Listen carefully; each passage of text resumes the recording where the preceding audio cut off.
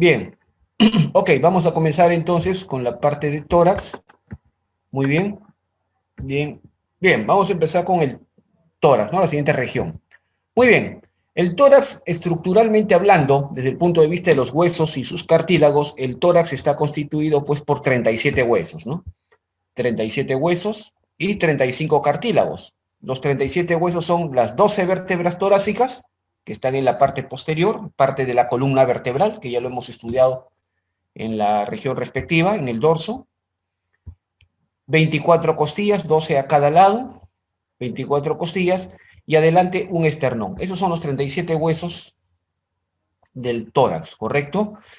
Y 35 cartílagos, ¿correcto? Es decir, 24 cartílagos costales en el extremo anterior de todas las costillas, sin excepción, todas las costillas en su extremo anterior poseen un cartílago, incluso las dos últimas, vean ustedes acá, incluso las dos últimas poseen también un cartílago. Todas las costillas tienen un cartílago en su extremo anterior.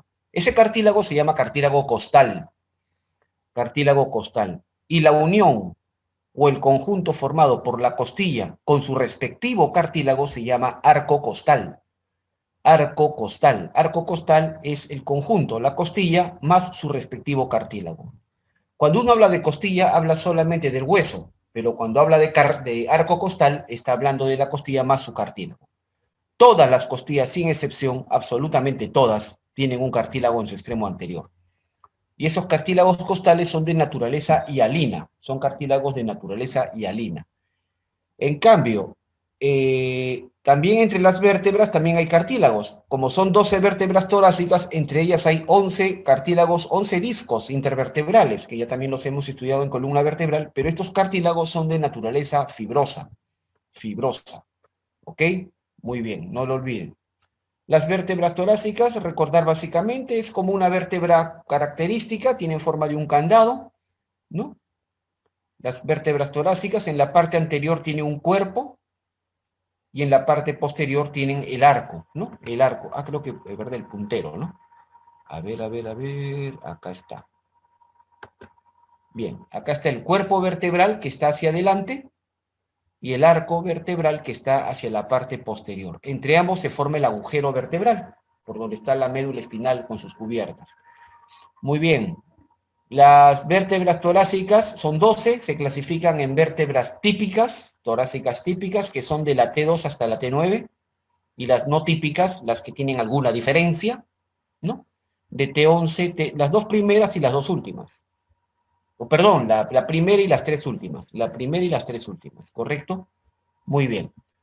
¿Cómo es una vértebra torácica típica? El cuerpo vertebral es de tamaño mediano, más grande que el de las cervicales, pero más pequeño que el de las lumbares, y posee 4 hemicarillas, es decir, mitad de carilla, semicarillas, para articularse con la cabeza de 4 costillas. Una vértebra torácica se articula con 4 costillas, ¿correcto? Dos que le corresponden en número, dos costillas que le corresponden en número, es decir, si esta es la vértebra T7, se va a articular con la séptima costilla a cada lado, con la que le corresponde en número, pero también más abajo con la octava, con las 2 octavas costillas, ¿correcto? Pero ¿por qué es hemicarilla? Porque solamente se articula con la mitad. La costilla se articula con 2 vértebras, es decir, tiene dos hemicarillas también, ¿correcto? Entonces, eso es importante. La articulación entre el cuerpo de la vértebra con la cabeza de la costilla se denomina articulación costovertebral. Asimismo, en la apófisis transversa tiene una carilla completa que se articula con el tubérculo costal de la costilla que le corresponde en número, ¿correcto? Y esa articulación se llama costotransversa. Entonces, la articulación entre el cuerpo vertebral y la cabeza de la costilla se llama costovertebral. La articulación entre la apófisis transversa de la vértebra con el tubérculo costal se llama articulación costotransversa. Muy bien. Las vértebras torácicas no típicas, ya les he dicho, es la primera y las tres últimas. La primera, en su cuerpo, en vez de tener 4 hemicarillas, como tienen todas las demás vértebras torácicas, Esta tiene dos carillas completas, dos carillas superiores y tiene dos hemicarillas inferiores. O sea, no tiene cuatro hemicarillas. Todas las vértebras típicas tienen cuatro hemicarillas, dos hemicarillas superiores, dos hemicarillas inferiores. Pero la primera, las dos superiores son carillas completas. Debido a que la primera costilla, el primer par de costillas, se articula única y exclusivamente con esta vértebra. ¿Correcto? Muy bien. La vértebra T10 en su cuerpo tiene solamente dos hemicarillas superiores. ¿Correcto? Y para las décimas costillas. Y las vértebras T11 y T12 tiene dos carillas para la costilla respectiva nada más. Y además en su apófisis transversa no posee carillas para articularse. Es decir, estas carillas que hay en las apófisis transversas no hay en las dos últimas vértebras torácicas, es decir, en T11 y T12. No hay. Por lo tanto, no se articula. La apófisis transversa de T11 y T12 no se articula con el tubérculo costal de la costilla 11 y 12. Por eso están flotando, entre comillas, las costillas 11 y 12. ¿Ok? Muy bien. Bien, ya hemos hablado de las vértebras, las costillas. Las costillas son 24, 12 a cada lado, 12 pares, ¿correcto? Y son huesos planos. Las costillas no son huesos largos. Las costillas son huesos planos, ¿correcto? Aquí están las costillas, huesos planos, ¿correcto? 12 son alargadas, que es otra cosa. Son huesos planos, pero que son alargados. Ese es otro tema, ¿correcto? Y se clasifican en típicas, de la 3 a la 10, no típicas, las dos primeras y las dos últimas. ¿Ok? Muy sencillo. Las costillas típicas, aquí vemos a la costilla, es un hueso plano, pero alargado y encorvado, ¿no? Alargado y encorvado. Eso es característico de las costillas, ¿no? ¿Correcto?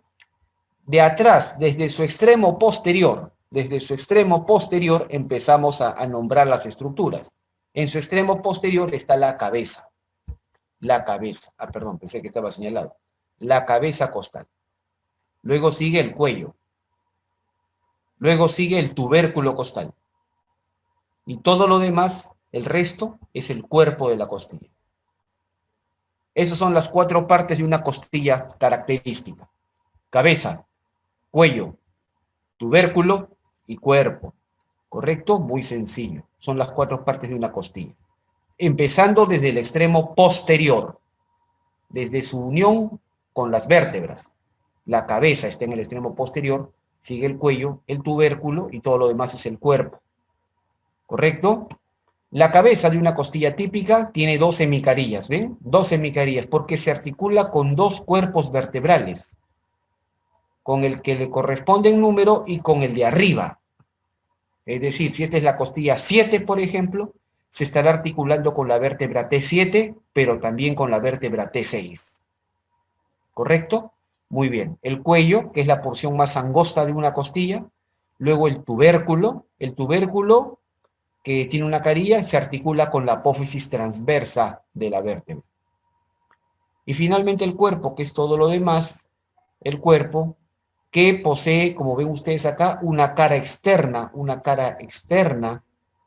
¿no? Que mira hacia afuera del tórax, una cara interna que mira hacia el interior del tórax, ¿correcto? O sea, cara externa, o puedes decir extratorácica. Una cara interna, o puedes decirle intratorácica, mira hacia el interior del tórax. Asimismo tiene un borde superior, tiene también un borde inferior,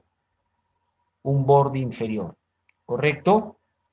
Bien, resulta que el borde superior suele ser redondeado, suele ser romo y además es único. Es un borde grueso, un borde redondeado, romo, no afilado, no cortante, ¿correcto? Y que es único, ¿no?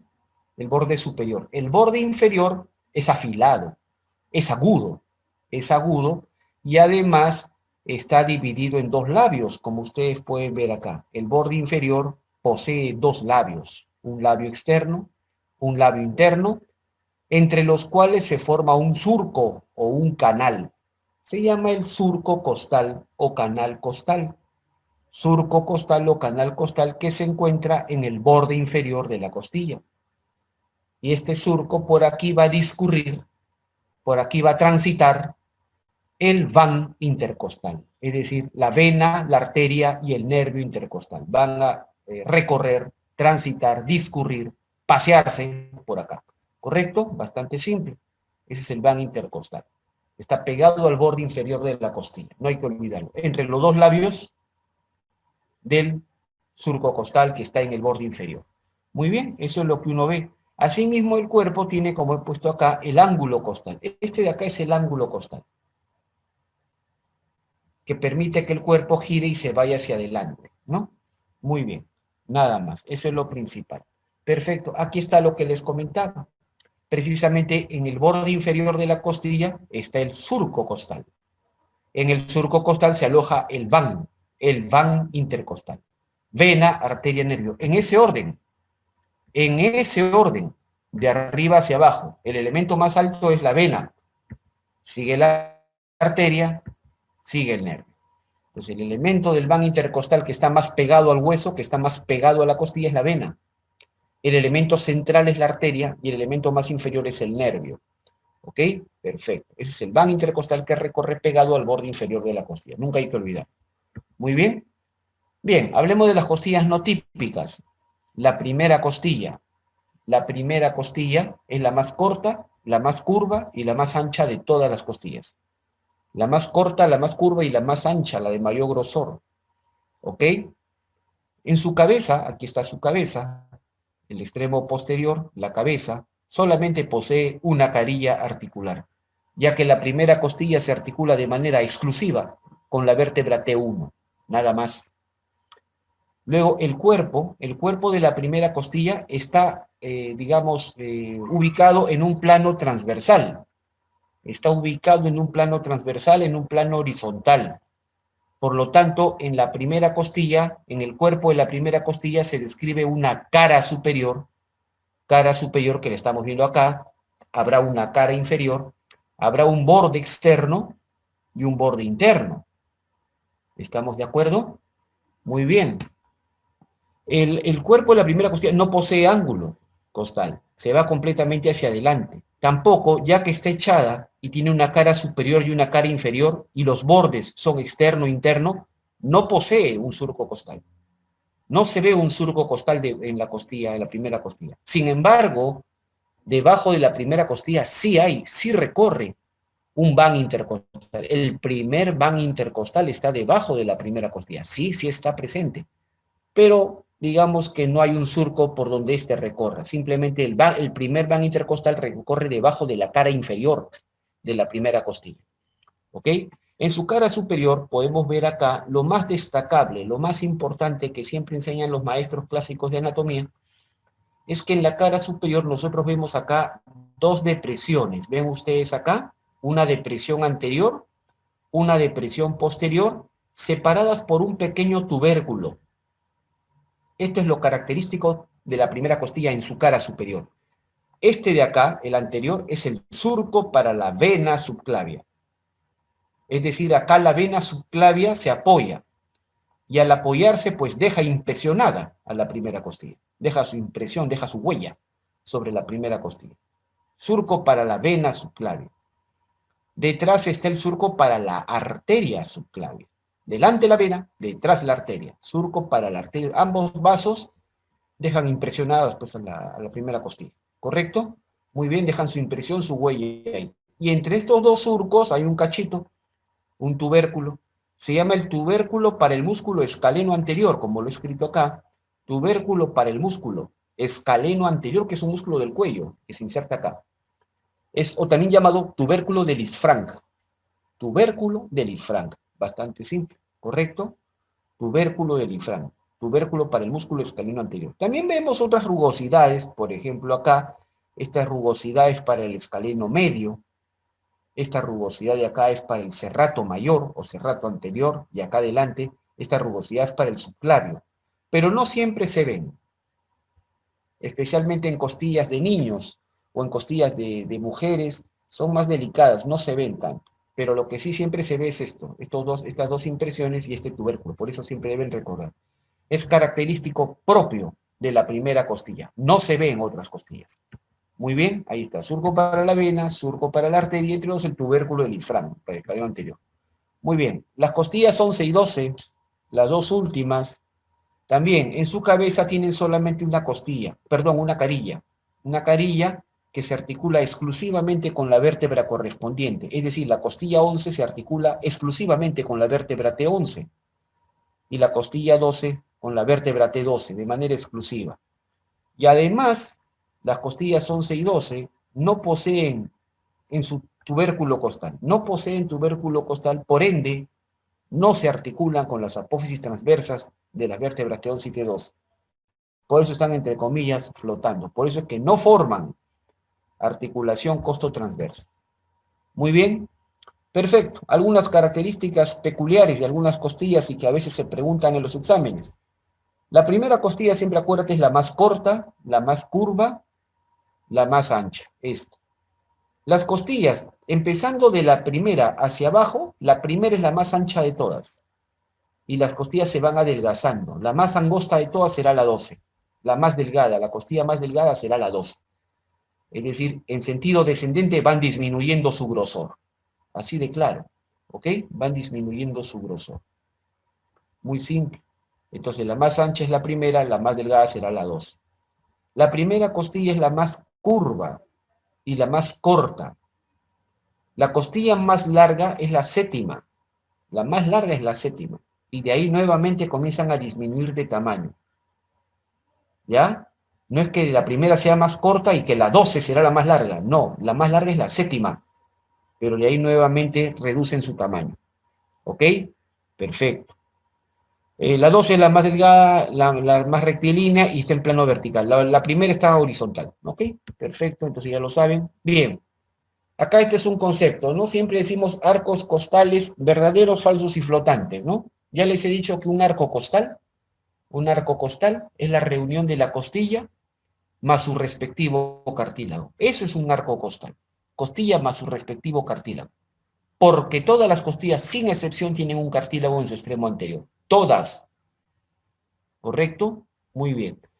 Arcos costales verdaderos, o costillas verdaderas también dicen algunos, son los 7 primeros. Porque su cartílago se articula directamente al esternón. Ninguna costilla se articula directamente al esternón. No, el que lo hace es el cartílago, ¿correcto? El cartílago costal de los 7 primeras costillas, el cartílago de las 7 primeras costillas se articula directamente al esternón, solamente los 7. Puedes contar 1, 2, 3, 4, 5, 6, 7, a cada lado. ¿Correcto? A cada lado. Entonces, los 7 primeros cartílagos costales, o sea, los cartílagos de las 7 primeras costillas se articulan. Por eso se llaman costillas verdaderas o arcos costales verdaderos. Los cartílagos costales de la 8, la 9 y la 10 se articulan con el cartílago inmediatamente superior. Es decir, el cartílago costal de la séptima, perdón, de la octava, el cartílago costal de la octava se articula al de la séptima, el de la novena a la octava, el de la décima a la novena. Se articulan con el cartílago inmediatamente superior. De allí que las costillas 8, 9 y 10 se llaman costillas falsas. Falsas o paraesternales, también les dicen, paraesternales, de la 8, 9 y 10. Y las flotantes, no es que no tengan cartílago, las flotantes sí tienen cartílago, lo que pasa es que su cartílago, su extremo anterior es libre, es como un muñón, su extremo anterior es libre, no se articulan con nada, se llaman las costillas flotantes, ¿ok? Muy bien, los cartílagos costales son de naturaleza hialina, ya lo dije hace un rato, son cartílagos de naturaleza hialina, también son 24 pares, cada uno se articula, todos los cartílagos se encuentran unidos al extremo anterior de una costilla. Por lo tanto, digamos que cada cartílago se articula lateralmente con una costilla, siempre. Pero solamente los 7 primeros cartílagos costales se articulan con el esternón y forman la articulación condroesternal. Esta raíz condro, seguramente en histología ya lo han visto, esta raíz condro significa cartílago, condroesternal, cartílago con esternón, solamente los 7 primeros. El de la 8, 9 y 10 se articulan con el cartílago inmediatamente superior y el de la 11 y la 12 tiene su extremo anterior libre, ya lo mencioné. Bien, el esternón, el famoso esternón que lo tenemos en el centro del pecho, ¿no? El esternón. Es un hueso plano único. Un hueso plano único, ¿correcto? Presenta tres partes. Al esternón clásicamente se le comparaba con un puñal o con una pequeña daga, con un cuchillo pequeño. Entonces decían los anatomistas, tiene un mango. La parte superior se llama mango. O manubrio. Manubrio significa que se puede agarrar con la mano. Manubrio, de maniobrar, de agarrar con la mano. Eso significa. Manubrio, mango. Luego tienes el cuerpo o mesoesternón. Y finalmente, la parte inferior, apófisis o apéndice xifoides. Actualmente le decimos proceso xifoides. El proceso xifoides. ¿Correcto? Muy bien. Entonces, manubrio o mango, la parte más superior y la más ancha, ¿no? La parte más ancha del esternón es el manubrio o mango. La parte media y la más larga es el cuerpo o mesoesternón. Y la inferior y más pequeña y delgada, la apófisis o proceso xifoides. Muy bien, simple. El manubrio es la porción más ancha, ya les he dicho, y con mayor grosor de tejido óseo compacto. Como todo hueso plano,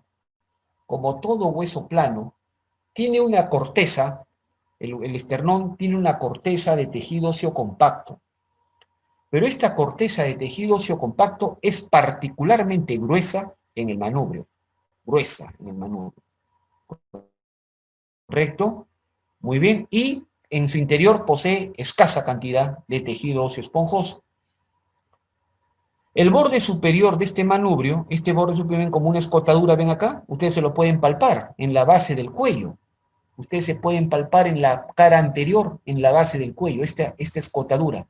El borde superior del manubrio se llama horquilla esternal.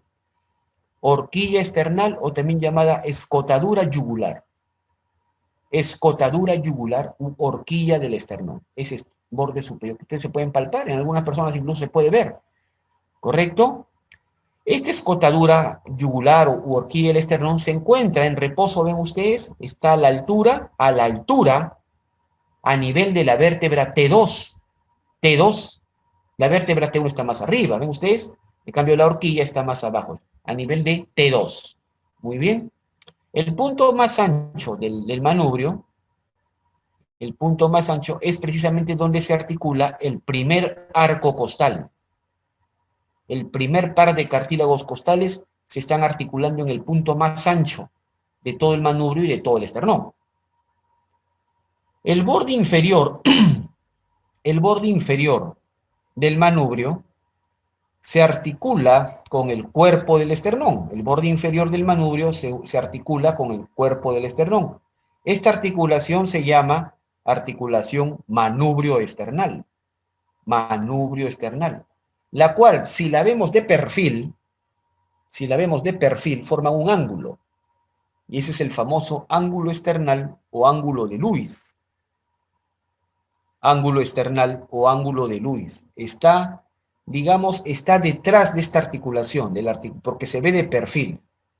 Acá está el famoso ángulo de Lewis, a nivel de la articulación manubrio esternal. Ángulo esternal o ángulo de Lewis, así se escribe. Y justamente a los lados, a ambos lados del ángulo de Lewis, se está articulando, ¿ven? El segundo arco costal. El segundo arco costal. El primer arco costal se articula en el punto más ancho del manubrio. El segundo arco costal se articula a los lados del ángulo de Lewis. ¿Correcto? Muy bien. Aquí está el esternón, visto de perfil, visto de adelante, aquí está. Ese es el ángulo de Lewis. Está detrás en la cara posterior de la articulación manubrio esternal. Muy bien, muy simple. El cuerpo del esternón es la porción más larga y tiene su corteza de tejido óseo compacta es delgada. Es delgada y tiene mayor cantidad de tejido óseo esponjoso en su interior. En algunas personas, en su tercio inferior o en la mitad inferior del cuerpo, presenta osificación incompleta. Hay personas que acá queda como un hueco, es decir, no se osifica completamente, queda como un cartílago. La mitad inferior o el tercio inferior del cuerpo. Muy bien. El cuerpo es la porción más larga del esternón. El borde superior del cuerpo se articula con el manubrio y forman el ángulo de Lewis. No te olvides que a los lados del ángulo de Lewis se articula el segundo cartílago costal, el segundo arco costal.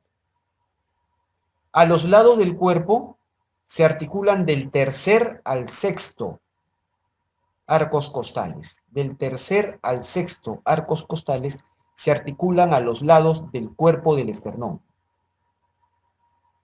¿Correcto? El extremo inferior del cuerpo se articula con el proceso oxifoides. Esta articulación entre el cuerpo y el proceso oxifoides se llama, como he puesto acá, articulación xifoesternal. Xifoesternal.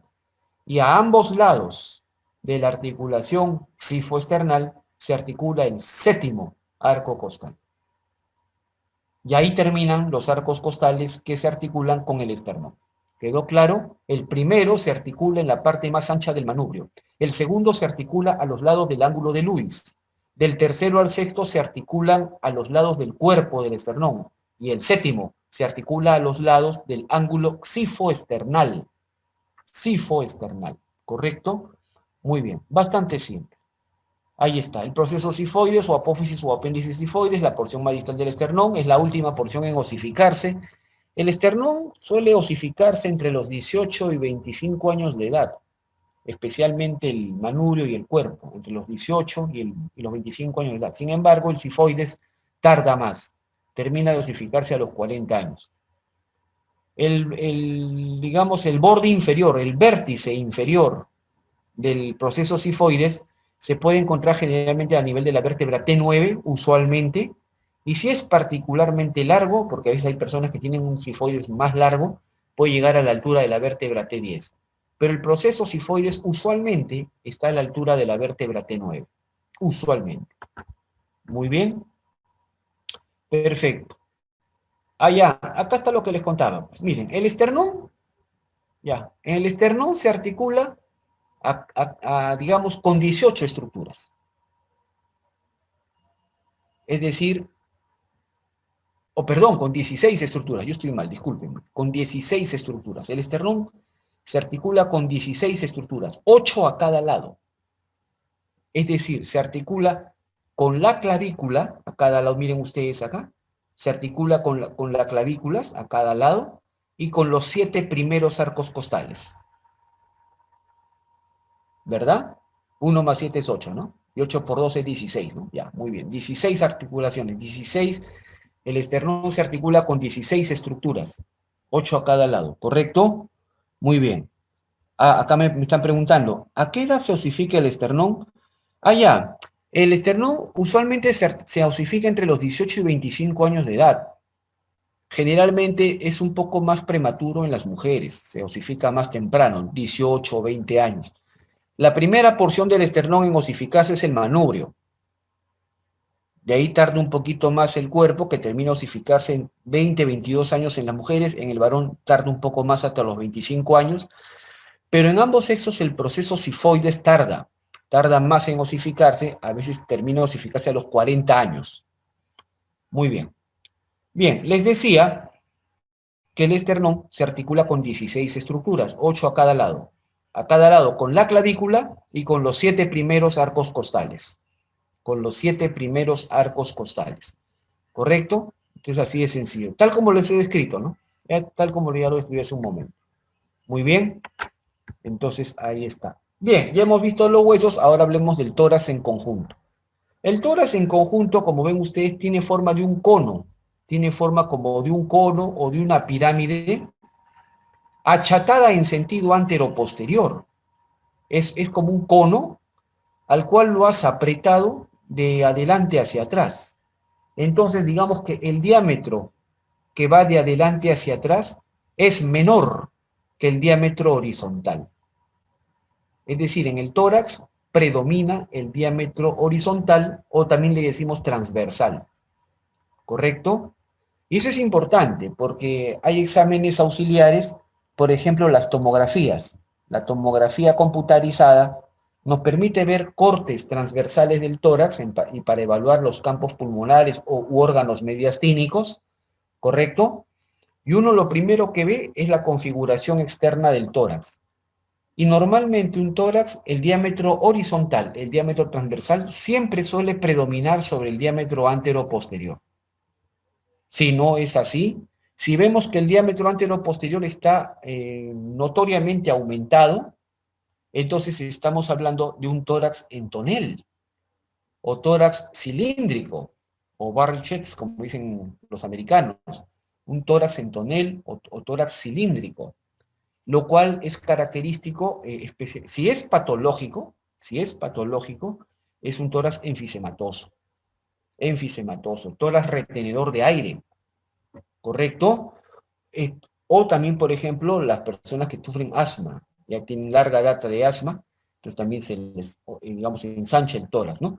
Pero también les cuento que el tórax en tonel o tórax cilíndrico puede ser normal, y es especialmente normal en personas que son naturales de la altura, por encima de los 2.800 metros sobre el nivel del mar. Personas que son naturales de la altura tienen un tórax relativamente cilíndrico, es propio de la baja presión atmosférica y de la presión negativa incrementada o intensificada dentro de su cavidad torácica, propio de la altura. ¿Ok? Bien. Entonces, pero usualmente el diámetro transversal es mayor que el diámetro antero-posterior. El máximo diámetro transversal del tórax está a nivel del octavo arco costal. Presenta a cada lado los 12 arcos costales, a la derecha y a la izquierda, y 11 espacios intercostales. Cada espacio intercostal está debajo de su respectivo arco costal. Está debajo de su... Es decir, tengo el primer arco costal y debajo el primer espacio intercostal. Segundo arco costal, debajo, segundo espacio intercostal. Tercer arco costal, debajo, tercer espacio intercostal. Y así sucesivamente. El único arco costal que no tiene debajo un espacio intercostal será el último, pues, el número 12. El arco costal número 12, el último, no tiene debajo un espacio intercostal. ¿Correcto? Muy bien. Y cada espacio intercostal estará ocupado por músculos, pero también está ocupado por el van intercostal, que viaja pegado al borde inferior de cada costilla, ya les dije. Existen entonces a cada lado 11 van intercostales, 11 van intercostales a cada lado. Y la pregunta es, ¿hay un van que esté debajo de la última costilla? Sí, sí hay, pero ese no se llama van intercostal. El que está debajo de la costilla 12 se llama van subcostal. Subcostal. ¿Quedó claro? Muy bien. Asimismo, el tórax tiene dos orificios. Un orificio superior, ven ustedes acá, el orificio torácico superior o cérvico torácico, y el orificio torácico inferior u orificio tóraco-abdominal, ¿no? Bastante simple. El orificio torácico superior o cérvico torácico está delimitado, como ven ustedes acá, de atrás para adelante, borde superior de la vértebra T1, borde superior de la vértebra T1, ¿correcto? Borde interno del primer arco costal, borde interno del primer arco costal, y adelante la horquilla del esternón o escotadura yugular. Como sabemos, esta horquilla del esternón no está a la misma altura que la vértebra T1, está más abajo. Por eso este orificio no es completamente horizontal, mira hacia arriba, pero también mira hacia adelante. Está inclinado. Y sus diámetros, predomina el diámetro horizontal, transversal, que es de 10 a 12 centímetros, y el antero-posterior, que es de 5 a 8 centímetros.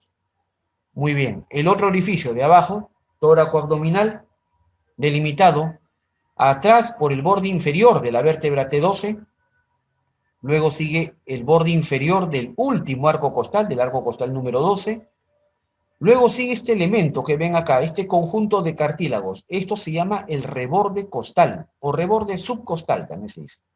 Reborde subcostal, que uno lo puede palpar en la parte superior del abdomen, es fácilmente palpable. Esto se llama reborde subcostal. Reborde subcostal. Y está formado por los cartílagos, por la unión de los cartílagos del 7 al 10. Los rebordes subcostales, cada uno está formado por la unión de los cartílagos costales séptimo al 10. ¿Correcto? Y en el centro aquí está el proceso sifoides. Este agujero tóraco-abdominal mira hacia abajo y hacia adelante, ¿no? y su diámetro siempre predomina el diámetro transversal, que es de 28 a 30 centímetros, mientras que el antero-posterior es casi la mitad, 12 a 15 centímetros. Muy bien, ya hemos visto entonces los huesos y los cartílagos que forman la pared torácica. ¿Ok? Muy bien. Ahora vamos a ver un poquito la vascularización para que se entienda mejor el panorama. Hablemos de la famosa arteria aorta. Aquí está la aorta, ¿ven? Miren, tiene forma, los antiguos anatomías dicen, tiene forma de un bastón. Esos bastones antiguos que usaban los caballeros ingleses, ¿no? Esos bastones que tienen un mango curvo. Pues a este mango curvo de esos bastones clásicos se les decía callado. Callado, con Y. Callado es con Y, con Y, ¿eh? No es con doble L. ¿Ya? Es con Y. Callado es mango curvo de esos bastones. Entonces, de ahí es que le pusieron ese nombre acá. Entonces, la aorta. La aorta nace del ventrículo izquierdo del corazón. Es la arteria madre de todas las arterias del cuerpo. Es la que lleva sangre oxigenada. Es la que va a distribuir sangre oxigenada a todas las demás arterias del cuerpo. La aorta nace del ventrículo izquierdo del corazón, ¿correcto? En su origen es más ancha, 2.8 centímetros en su origen, y en la medida que va bajando y va soltando ramas, va perdiendo ramas, se va angostando, pues. Y en su extremo inferior termina con un diámetro de 2.5 centímetros. La aorta atraviesa al músculo diafragma, por ende tiene una porción en el tórax y una porción en el abdomen. Es de allí que se habla de aorta torácica y aorta abdominal. Es la misma arteria, no es que haya una aorta en el tórax y otra aorta en el abdomen, no, es la misma arteria, que tiene una porción torácica y una porción abdominal, sino que los maestros dicen aorta torácica y aorta abdominal. Es lo mismo, ¿correcto? La aorta atraviesa el diafragma a la altura de la vértebra T12, y termina delante de la vértebra L4, delante de la cuarta vértebra lumbar. ¿Y cómo termina? Dividiéndose en dos, bifurcándose.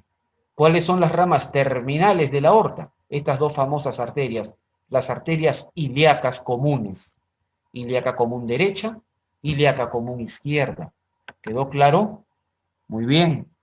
Acá me preguntan, ¿el callado está a la altura? Ahorita voy a mencionar eso, si está a la altura del ángulo de Lewis o no. Ahorita voy a mencionar eso. Primero la parte panorámica, ¿ok? Entonces, la aorta nace del ventrículo izquierdo del corazón, ¿correcto?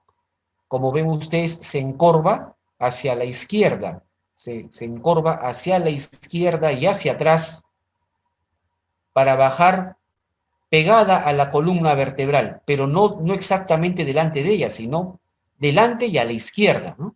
La aorta baja ubicada delante y a la izquierda de la columna, ¿correcto? Y por ahí baja. Atraviesa el diafragma a la altura de la vértebra T12 y termina la aorta, tiene una porción en el abdomen también, eso se llama aorta abdominal, es lo mismo, es una porción de la aorta nada más, y termina delante de la vértebra L4, dividiéndose en sus dos ramas, ilíaca común derecha y ilíaca común izquierda. ¿Ok? Bien. En este capítulo de tórax hablaremos de la porción torácica nada más. De la aorta abdominal hablaré obviamente en el capítulo de abdomen. Entonces, la aorta torácica, la porción torácica de la aorta, esta porción torácica, mira la forma que tiene, encorvada. Entonces, a la porción torácica de la aorta se le divide en tres porciones. El segmento torácico de la aorta se divide en tres porciones. La primera porción es la porción ascendente, la aorta ascendente, así se le llama. Aorta es la más pequeña de todas. La primera porción es la más pequeña de todas, se llama aorta ascendente, porque el flujo sanguíneo está yendo hacia arriba. Aorta ascendente, primera porción. Esta es la que nace directamente del corazón, del ventrículo izquierdo. Aorta ascendente, primera porción. La segunda porción es el callado, es la curva. Callado de la aorta. Esa es la segunda porción. Se dirige hacia la izquierda y hacia atrás. No te olvides. Y finalmente, la tercera porción, la aorta descendente.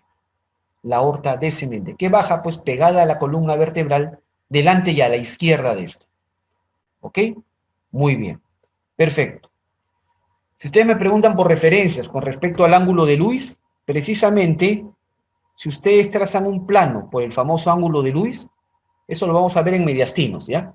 Pero les voy adelantando. Cuando uno traza un plano horizontal del ángulo de Lewis hacia atrás, ¿se acuerdan el ángulo de Lewis, no? El ángulo entre el manubrio y el cuerpo del esternón. Trazan un plano hacia atrás, ese plano cae en el borde inferior de la vértebra T4. Ese plano cae en el borde inferior de la vértebra T4. Y ese plano corta imaginariamente a la aorta, así, de esta manera, corta imaginariamente a la aorta, y separa perfectamente la primera de la segunda porción y la segunda de la tercera. ¿Correcto? Es decir, la separación que hay entre aorta ascendente y callado está trazado precisamente por ese plano imaginario, que va del ángulo de Lewis hacia el borde inferior de la vértebra T4. De la misma manera, el callado de la aorta con la tercera porción. Eso significa entonces que la primera y la tercera porción de la aorta están debajo del plano. En cambio, el callado está encima del plano. El borde inferior, si quieres, la cara inferior del callado está a nivel del ángulo de Lewis. Pero no todo el callado. El callado tiene un grosor. ¿Correcto? Muy bien. Entonces espero haber aclarado ese punto. Muy bien. Y así baja. Bien. ¿Cuáles son las ramas de la aorta a nivel del tórax? Eso nunca te olvides.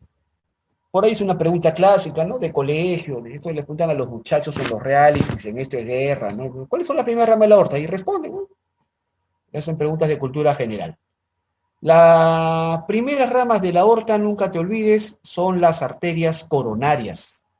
Las primeras ramas de la aorta son las arterias coronarias que irrigan al corazón. Y son las únicas ramas que nacen de la primera porción, de la aorta ascendente. Así que el corazón, el primer órgano que irriga es a sí mismo. Después irriga el resto. ¿Estamos de acuerdo? Las primeras ramas que irrigan que nacen de la aorta ascendente son las coronarias, que son dos, la coronaria derecha y la coronaria izquierda, que van a irrigar al corazón. Luego, de la segunda porción del callado, nacen tres famosas ramas, no sé si las ven acá, ven. 1, 2, 3. Las ramas, en orden, ¿ah? Como el flujo sanguíneo va así, de derecha a izquierda, entonces la primera rama es la más derecha. La primera rama es el tronco arterial brachiocefálico. Tronco arterial brachiocefálico. La segunda es la arteria carótida común izquierda. Carótida común izquierda. Y la tercera es la arteria subclavia izquierda. ¿Correcto? Esas son las tres ramas del callado. Una cosa es que te pregunten cuáles son las primeras ramas de la aorta, y otra cosa muy diferente es cuál es la primera rama del callado de la aorta. Ese es otro cantar, ¿correcto? Las primeras ramas de la aorta son las coronarias, pero la primera rama del callado es el tronco arterial brachiocefálico. Este tronco arterial brachiocefálico más arriba se va a dividir en dos. Este tronco arterial brachiocefálico se va a dividir en dos. Se va a dividir en la carótida común derecha y la subclavia derecha. Es decir, las homólogas a estas otras dos, pero las derechas. Carótida común derecha y subclavia derecha no nacen directamente del callado de la aorta, nacen del tronco arterial brachiocefálico. En cambio, la carótida común izquierda y la subclavia izquierda sí nacen directamente del callado de la aorta, separadas entre sí. ¿Ok? Bastante claro. Entonces no lo olviden. Luego de la aorta descendente, da las arterias intercostales posteriores. Claro que le he puesto de la cuarta a la 12, pero entiéndase que la número 12 es la arteria subcostal, porque debajo de la última costilla no hay espacio intercostal. La número 12 es la arteria subcostal, ¿ok? Entonces, de la 4 a la 11 más las arterias subcostales. Luego da las arterias esofágicas, las arterias pericárdicas posteriores y las arterias bronquiales izquierdas que van hacia el pulmón izquierdo. Van llevando sangre oxigenada para la oxigenación del tejido del pulmón izquierdo. ¿Ok? Perfecto. Esos son entonces las ramas. Nada más.